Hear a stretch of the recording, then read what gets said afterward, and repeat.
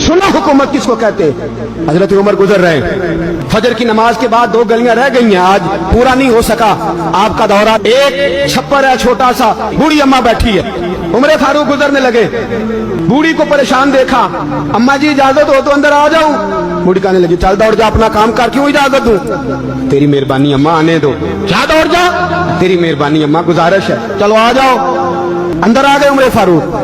अम्मा क्या परेशानी है, क्या बात? अम्मा कहने लगी खामद इंतकाल कर गया, औलाद अल्लाह ने दी कोई नहीं, मैं गरीब हूँ, 3 दिन से रोटी नहीं खाई, 25 दिनार का कर्जा चढ़ गया है, मुझे उमर फारूक से बड़ी शिकायत है। उसने मेरा हाल ही नहीं पूछा, कहने लगे शिकवा है, उमर आया ही नहीं।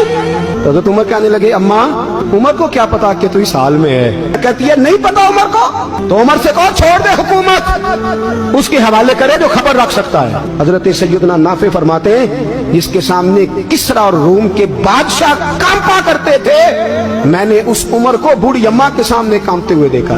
रास्ता तारी है उमर फारूक का। दौड़े गए, 25 दिनार लाए, राशन रख के लाए, रोटियां पकाई, बूढ़ी अम्मा को खिलाई, कहने लगे अम्मा 25 दिनार ले ले और चल, गलती हो गई, उमर को माफ कर दे।